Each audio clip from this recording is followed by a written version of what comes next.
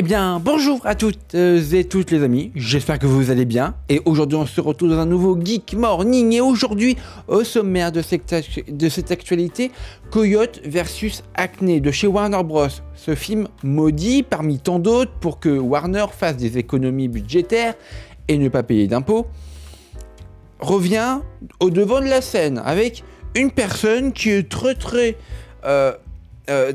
très envie de voir le film, voilà, et qui a fait quelque chose d'assez rigolo, j'ai envie de dire, mais bon, dans le fond, c'est quand même assez triste. On va parler aussi de Rockstar. Rockstar, je ne présente plus. Et pourtant, ils arrivent sur cette plateforme de réseaux sociaux pour vraiment faire connecter encore plus la communauté.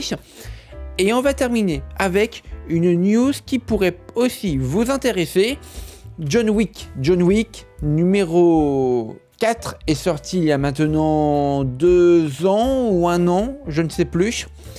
Et c'était honnêtement pas terrible.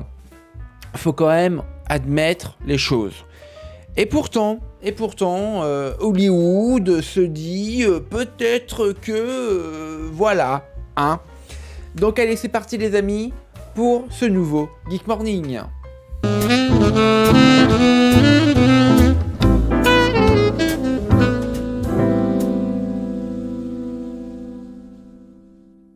Maintenant, je vais vous parler d'un problème qu'a eu le monde du cinéma Hollywood. Alors vous le savez, mais en 2023, il y a eu des grèves à Hollywood, des grèves qui ont impacté plusieurs films de plusieurs secteurs, du scénario jusqu'à la post-production, mais tout ça n'est pas sans la faute d'une société qui a été rachetée en 2021, qui a fusionné avec Discovery. Bob Zlatav, si je ne dis pas de bêtises, a fait n'importe quoi. Puisqu'en effet, ce que je vais vous présenter comme vidéo là dans un instant, eh bien ça fait écho à ce qui s'est passé en novembre 2023. Warner Bros a annoncé l'annulation de la sortie de Coyote versus Acme pour des raisons fiscales, pour grosso modo ne pas payer d'impôts, voilà, malgré l'achèvement du film à 100%. Cette décision a suscité une vive indignation sur les réseaux sociaux et parmi les professionnels du cinéma. Eh bien, face à ces réactions, le studio a envisagé de vendre le film à d'autres distributeurs, suscitant donc l'intérêt des plateformes de streaming comme Netflix, Amazon ou encore Apple TV+. Cependant, en février 2024, Warner Bros a rejeté les offres reçues.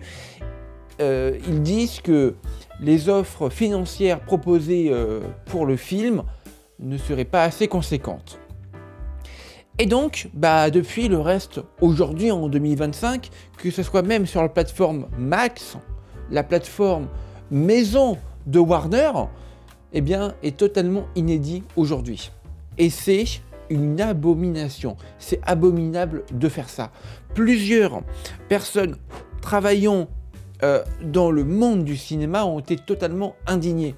Mais ça fait écho à ce qui s'est passé en 2022, je crois, avec le film Batgirl, réalisé par le duo belge qui ont réalisé le 3e opus de la franchise Bad Boys, qui a été sorti en tout début de l'année 2020, avant que la pandémie ne se prenne au monde. Et donc, ce film-là a été annulé pour les mêmes raisons, financières, pour ne pas payer d'impôts, et Coyote versus Acme a vraiment été malheureusement la goutte d'eau qui a fait déborder le vase. Voilà, c'était vraiment une recontextualisation que je voulais faire en fait pour vous présenter cette vidéo. Regardez. Et comme promis, regardez cette vidéo qui dure 10 secondes, mais qui est à la fois rigolote et à la fois tellement triste de voir ça. Voilà, un fan déguisé en Wile E.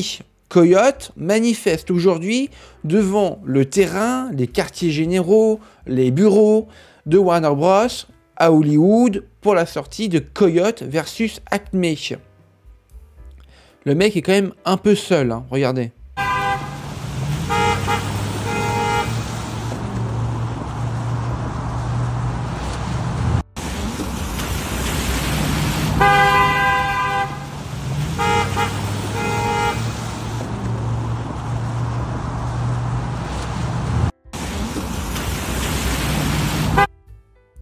Voilà, c'est quand même assez triste de voir ça.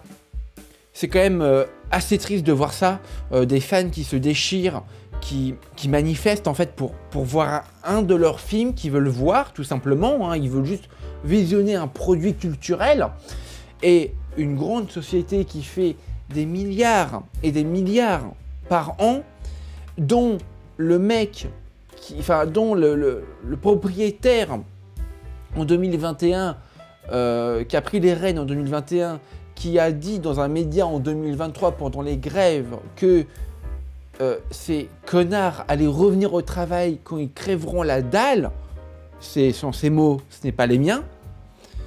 C'est quand même honteux, je trouve, d'avoir ce genre de propos quand on est un mec blindé aux as. Enfin, je trouve ça lunaire, méchant, et voilà quoi. Donc, c'est extrêmement triste de voir ça. Ouais, je l'admets.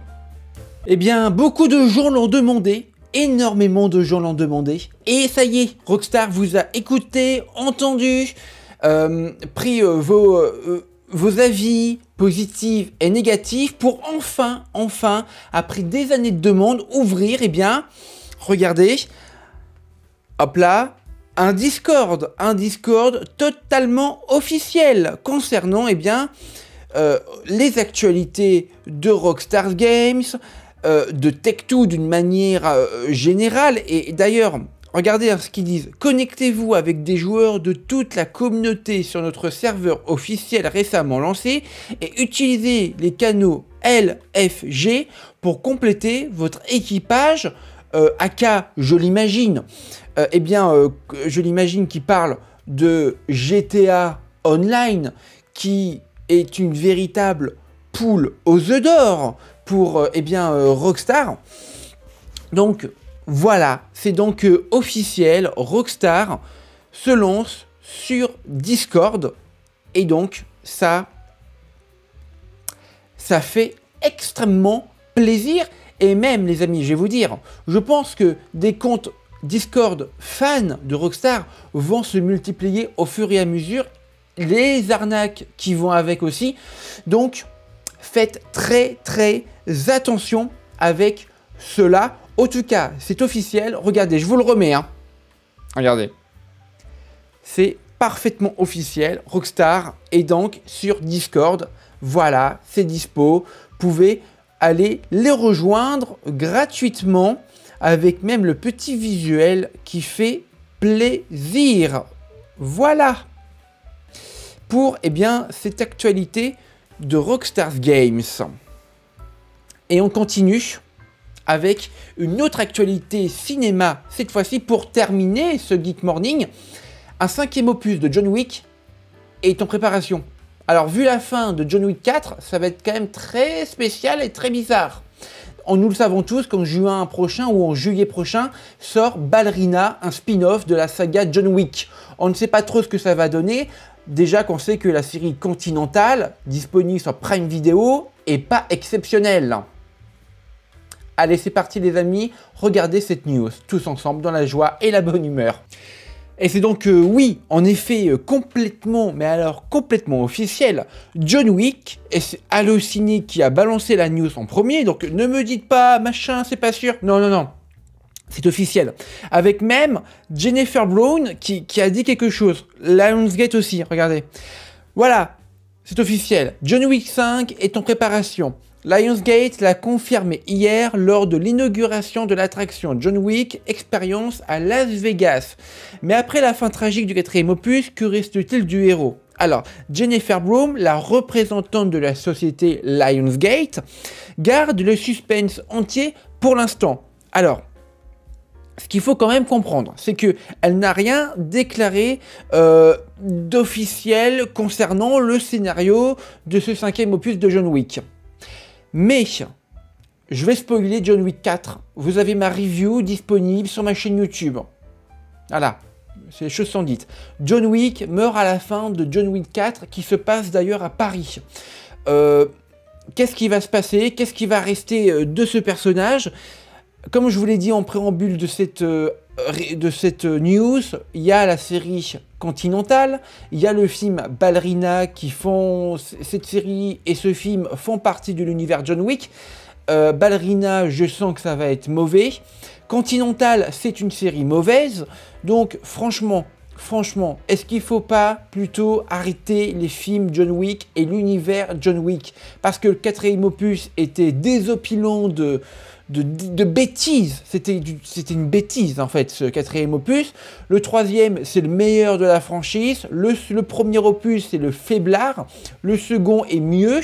Mais sinon, d'une manière quand même assez globale, si on prend du recul, si on dézoome, John Wick est une franchise à géométrie variable sur la qualité.